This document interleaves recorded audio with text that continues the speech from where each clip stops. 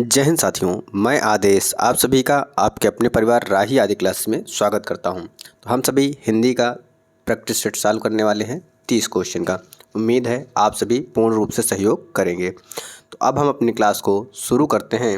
हमारा पहला क्वेश्चन है, यमुना का पर्यायवाची है। हमें यमुना शब्द का पर्यायवाची बताना है, कौन सा है? कालिंदिनी, भागीरथी, यामिनी या कालिंदी। तो जो राइट आंसर है यमुना का पर्यायवाची वह है कालिंदी। क्या है? कालिंदी होता है। यमुना के और जैसे पर्यायवाची क्या हो जाएंगे? सूर्य तनया क्या हो जाएगा? यमुना के पर्यायवाची लिख रहा हूँ, सूर्य तनया, भानुजा। सूर्य तनया हो गया, भानुजा हो गया। सूर्य सुता भी होता है। क्या? सूर्य सुता होता है। तरणि तनुजा होता है। यह क्या होते हैं कि सभी यमुना के पर्यायवाची हो जाएंगे। अब जैसे ये लिखा हो भागीरथी, तो भागीरथी किसका है? गंगा का पर्यायवाची होता है, यह आप सभी जानते हैं। जो यामिनी लिखा है, क्या यामिनी लिखा हुआ है, तो यामिनी किसका पर्यायवाची है? यामिनी रात्रि का पर्यायवाची हो जाएगा। अब आगे देखते हैं अगले क्वेश्चन पर। अगला क्वेश्चन है, निम्नलिखित में कौन सा शब्द निशीथ का पर्यायवाची शब्द नहीं है? क्या? निशीथ का पर्यायवाची नहीं है, हमें बताना है। रात्रि, रजनी, तम, निशा। तो निशीथ का पर्यायवाची जो है वह तम नहीं है। क्या? तम जो है वह निशीथ का पर्यायवाची शब्द नहीं है। तम किसका है? तम जो है यह अंधकार का पर्यायवाची है। किसका है? अंधकार। अंधकार का पर्यायवाची हो जाएगा। बाकी रजनी, रात्रि, निशा ये सभी किसके हैं? निशीथ। ये सभी रात के पर्यायवाची होते हैं। अगला क्वेश्चन है, सूर्य का पर्यायवाची है। हमें बताना है सूर्य के पर्यायवाची है। भास्वर, मार्तंड, प्रकाश, तेज। तो आप सभी जानते हैं सूर्य के पर्यायवाची को क्या होता है? मार्तंड होता है।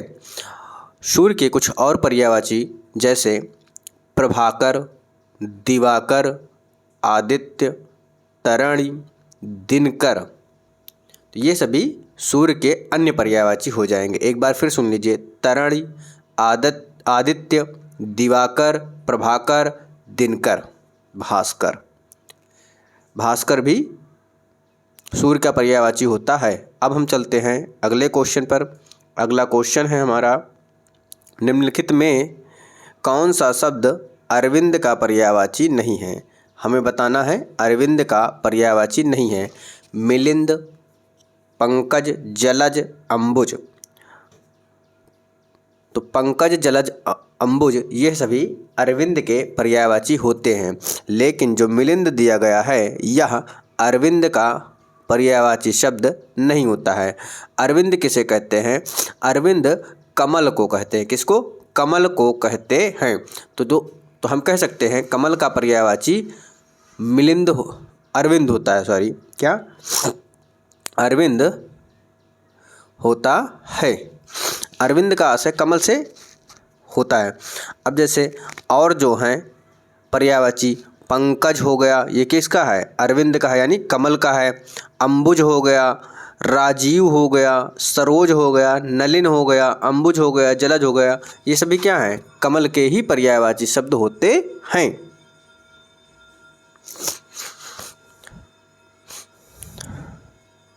अब अगला क्वेश्चन है हमारा, पर्यायवाची शब्द का अर्थ हमें बताना है। क्या? पर्यायवाची शब्द का अर्थ विलोमवाची, प्रतिलोमवाची, समानाभास, समानार्थी। तो आप सभी जानते हैं पर्यायवाची का जो शाब्दिक अर्थ होता है वह होता है समानार्थी। क्या होता है? समानार्थी। अगला क्वेश्चन है हमारा, प्राची का पर्यायवाची शब्द है। किसका? प्राची का पर्यायवाची शब्द। प्राचीन, प्रकृत, पूर्व, प्रज्ञा। तो प्राचीन का जो पर्यायवाची होता है, प्राची का पूछा गया है, तो वह हमारा क्या हो जाएगा? प्राची का पर्यायवाची पूर्व हो जाएगा। क्या हो जाएगा? पूर्व हो जाएगा।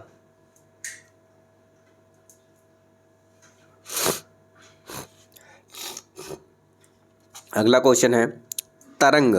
तरंग शब्द का पर्यायवाची है पुष्कर, कूल, जलधि, ऊर्मी। जो तरंग है उसका पर्यायवाची क्या होता है? ऊर्मी होता है।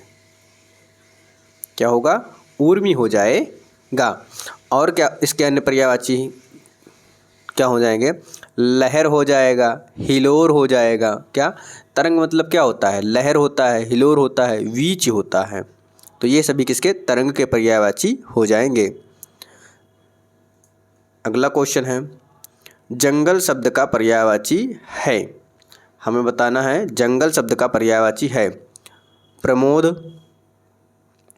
विश्रांति, कांतार, दीव। तो जंगल का जो पर्यायवाची होता है वह कांतार होता है। क्या होता है? कांतार होता है।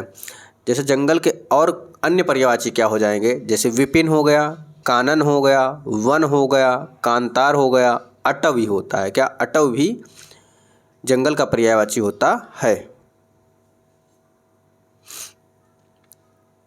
क्रोध शब्द का पर्यायवाची है। हमें बताना है क्रोध शब्द का पर्यायवाची संताप, अमर्ष, वैमनस्य, भीति। तो क्रोध का जो पर्यायवाची हो जाएगा वह इस ऑप्शन से संबंधित अमर्ष हो जाएगा। क्या? अमर्ष जो है वह क्रोध का पर्यायवाची होता है। अगला क्वेश्चन है बिजली शब्द का पर्यायवाची नहीं है। इस बार हमें बताना है बिजली शब्द का पर्यायवाची नहीं है। क्वेश्चन को पूर्ण रूप से पढ़ना है कि है पूछा है या नहीं है। वितुंडा, दामिनी, चंचला, तड़िति। तो दामिनी हूँ, चंचला या तड़ित, ये सभी क्या हैं? ये सभी बिजली के पर्यायवाची होते हैं। लेकिन जो वितुंडा दिया गया है यह बिजली का पर्यायवाची नहीं होता है। तो ऑप्शन ए हमारा सही हो जाएगा। प्रत्यक्ष शब्द का विलोम है। अब हमें विलोम बताना है प्रत्यक्ष शब्द का विलोम।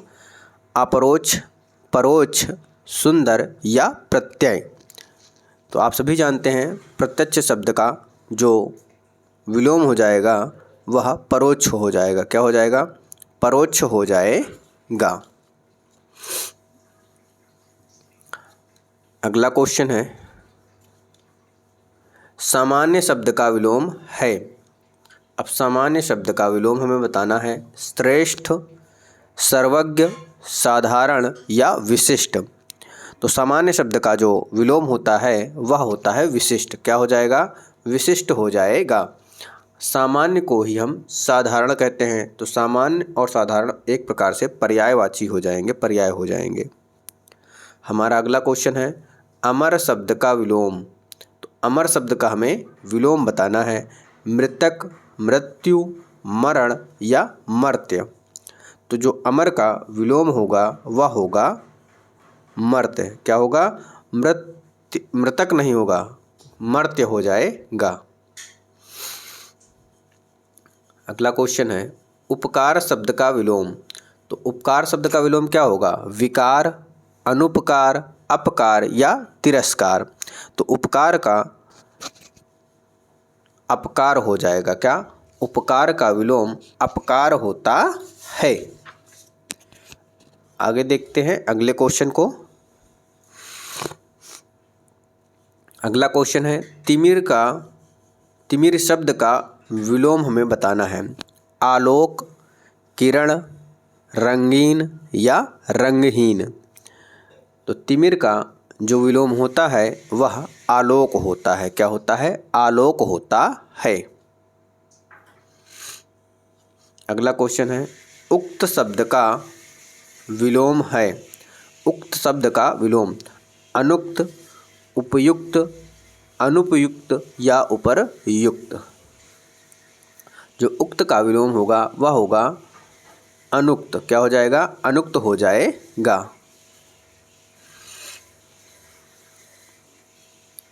निर्दय शब्द का विलोम है। निर्दय शब्द का विलोम क्या होगा? सह, सहृदय, सदय या सभय। तो निर्दय का जो विलोम होगा वह होगा सदय। निर्दय का सदय हो जाएगा। अगला क्वेश्चन है उन्मीलन। क्या लिखा हुआ है? उन्मीलन शब्द का विलोम। तो उन्मीलन शब्द का विलोम ऑप्शन ए अनुमीलन, ऑप्शन बी निमीलन, ऑप्शन सी अवमीलन, ऑप्शन डी मीलन। तो उन्मीलन का जो विलोम होगा वह होगा निमीलन। क्या हो जाएगा? निमीलन हो जाएगा, यानी ऑप्शन हमारा बी सही हो जाएगा। अगला क्वेश्चन है उत्कर्ष शब्द का विलोम। उत्कर्ष शब्द का विलोम हमें बताना है। क्या होगा? अपकर्ष, अनुत्कर्ष या अपकर्ष या आकर्ष। जो उत्कर्ष का विलोम होगा वह होगा अपकर्ष। क्या हो जाएगा? अपकर्ष हो जाएगा।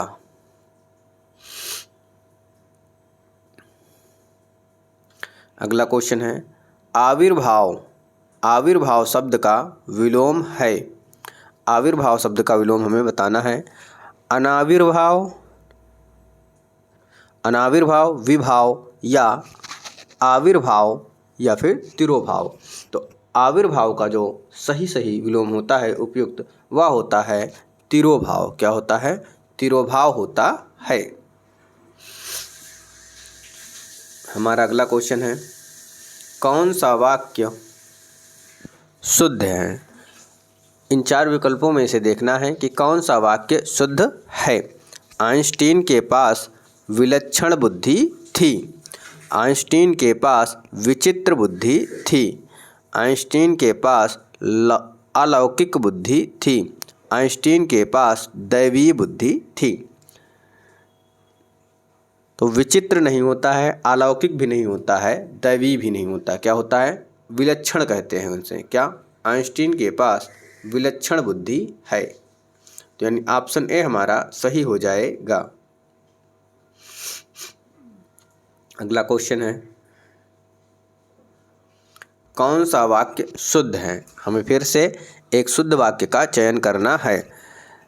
शरतकालीन दिनों में चंद्रमा की शोभा देखने योग्य होती है। शरतकाल के दिनों में चंद्रमा की शोभा देखने योग्य होती है। शरतकाल में चंद्रमा की शोभा देखने योग्य होती है। लास्ट ऑप्शन है शरतकाल के दिनों में चंद्रमा की शोभा देखने योग्य होती है। अब क्या है? बस थोड़ा थोड़ा ही अंतर दिया गया है। तो शरतकालीन लिखा हुआ है पहला ऑप्शन, तो इसीलिए गलत हो जाएगा।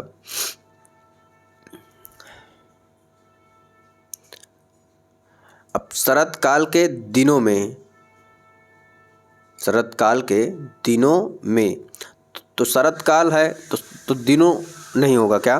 शरतकाल का जब शब्द आता है तो उसमें दिन समाहित होता है। क्या? शरतकाल में दिन समाहित होता है, तो इसलिए दिनों शब्द आया है, इसलिए यह गलत हो जाएगा। तो ठीक उसी प्रकार ऑप्शन डी भी गलत हो जाएगा। क्यों? क्योंकि शरतकाल दिनों दिया गया है। तो हमारा जो राइट आंसर हो जाएगा वह ऑप्शन सी सही हो जाएगा। क्या? ऑप्शन सी सही हो जाएगा कि शरतकाल में चंद्रमा की शोभा देखने योग्य होती है। अगला क्वेश्चन है कौन सा वाक्य शुद्ध है? हमें शुद्ध वाक्य का चयन करना है। दही खट्टी है, दही खट्टा है, दही खटास है, दही खटाई है। तो हम सभी सुनते हैं क्या? दही खट्टा है। कोई अगर बोले दही खट्टी है तो वह गलत बोल रहा है। क्या? वह गलत बोलता है। दही हमेशा खट्टा होता है, यानी पुल्लिंग में होता है। क्या? पुल्लिंग होता है। जो भी दूध से बने, क्या दूध से बने पदार्थ होंगे, वो हमेशा आपको ध्यान देना है कि वह क्या होगा? हमेशा पुल्लिंग होगा। अगला क्वेश्चन है कौन सा वाक्य शुद्ध है? हमें शुद्ध वाक्य का चयन करना है। सुरेश को एक पाती लिखना है। पाती होता है? नहीं। सुरेश ने एक पाती लिखी, पाती नहीं, पत्र कोई लिखता है। क्या सुरेश के लिए एक पत्र लिखनी है? अब बताओ, यहाँ लिखनी है हो गया तो ये भी हमारा क्या हो जाएगा? गलत हो जाएगा। सुरेश के लिए एक पत्र लिखना है, यानी राइट आंसर हमारा ऑप्शन डी सही हो जाएगा। अगला क्वेश्चन है, कौन सा वाक्य शुद्ध है? हमें फिर से शुद्ध वाक्य का ही चयन करना है। यह आँखों से देखी घटना है, यह आँखों देखी घटना है, यह आँखों द्वारा देखी गई घटना है, यह आँखों द्वारा देखी सुनी घटना है। अब आँखों द्वारा देखी और सुनी दोनों हो सकता है? बिल्कुल नहीं होता है। यह आँखों के द्वारा, अब बताओ इसमें आँखों द्वारा देखी गई घटना लिख दिया गया, यह आँखों देखी घटना है, तो हमारा जो राइट आंसर हो जाएगा वह क्या हो जाएगा? ऑप्शन बी हमारा सही हो जाएगा। क्या हो जाएगा? ऑप्शन बी हमारा सही हो जाएगा। आँखों द्वारा देखी घटना है। अगला क्वेश्चन है, हमें अशुद्ध वर्तनी वाला शब्द चुनना है। क्या अशुद्ध वर्तनी वाला शब्द है? पारलौकिक, निश्चेष्ट, दुर्धर्ष, आशीर्वाद। तो जो अशुद्ध है उसी का चयन करना है, तो ऑप्शन बी हमारा सही हो जाएगा। क्या ऑप्शन बी हमारा सही हो जाएगा। निश्चेतक कैसे लिखा जाता है यह देख लीजिए आप सभी। तो निश्चेतक जो है इसमें तालव्य सा होता है। क्या होता है? जो पहला सा है वह तालव्य सा दिया जाएगा और यहाँ पर दोनों सा मूर्धन्य दिए गए थे, तो ऑप्शन बी हमारा अशुद्ध था। अब देखते हैं अगला क्वेश्चन, शुद्ध वर्तनी वाला शब्द है। इस बार हमें शुद्ध वर्तनी का जो शब्द है उसे चुनना है। धोबिन, धोबनी, धोबनी, धोबीन। तो क्या होता है राइट आंसर? ऑप्शन ए हमारा सही होगा, धोबिन। क्या? ऑप्शन ए हमारा सही होगा, धोबिन। अगला क्वेश्चन है, शुद्ध वर्तनी वाला शब्द है। हमें शुद्ध वर्तनी वाला शब्द को चुनना है। भगीरथी, भागीरथी, भगीरथी, भागीरथी। तो क्या होता है? आप सभी जानते हैं इसको, भागीरथी होता है, यानी ऑप्शन हमारा बी सही हो जाएगा। अब आता है हमारा सेकंड लास्ट क्वेश्चन। क्या कह रहा है कि शुद्ध वर्तनी वाला शब्द है, तो शुद्ध वर्तनी को ही चुनना है। ऑप्शन ए क्या लिखा हुआ है? विरिहिणी, ऑप्शन बी विरहणी, ऑप्शन सी विरहिणी, ऑप्शन डी विरिहणी। तो जो सही होता है वह आप सभी जानते हैं, विरहिणी होता है। क्या होता है? विरहिणी, यानी ऑप्शन सी हमारा सही आंसर हो जाएगा, यानी सही विकल्प हो जाएगा। अब रहा हमारा आज का लास्ट क्वेश्चन है, अशुद्ध वर्तनी वाला शब्द है। हमें अशुद्ध वर्तनी का शब्द चुनना है। प्रज्वलित, समुज्ज्वल, उज्ज्वल या समुज्ज्वल। तो अब इसमें क्या करना है कि जो अशुद्ध है उसी का हमें चयन करना है। अब प्रज्वलित लिखा हुआ है तो प्रज्वलित क्या है हमारा? सही है। उसके बाद समुज्ज्वल लिखा हुआ है, यह भी क्या है हमारा? सही है। लेकिन उज्ज्वल जो है हमारा यह क्या है? अशुद्ध दिया गया है। फिर उसके बाद है समुज्ज्वल। देखिए समुज्ज्वल में क्या है? पहले अधूरा जा है फिर बाद में पूरा जा है, तो यानी हमारा अगर देखें तो सी और डी दोनों ही सही हो जाएंगे, यानी दोनों ही अशुद्ध दिया गया है। तो सी और डी दोनों अशुद्ध दिया गया है। तो आज की क्लास यहीं तक होती है। आपके 30 क्वेश्चन पूर्ण हुए। बस आप सभी से एक ही हमेशा रिक्वेस्ट रहती है कि अधिक से अधिक सहयोग करें। चैनल छोटा है, आपका परिवार छोटा है, अभी इसको बहुत बड़ा बनाना है। जितना आप बना सकते हैं लोगों तक शेयर कीजिए। सब्जेक्ट क्या है? हिंदी है। आप लेटे हुए, उठते हुए, खाना बनाते, कैसे भी पढ़ सकते हैं, तो आपको नुकसान तो करेगा नहीं। तो बस आज की क्लास यहीं पे समाप्त किया जाता है। आप सभी का इस क्लास में जुड़ने के लिए बहुत बहुत धन्यवाद।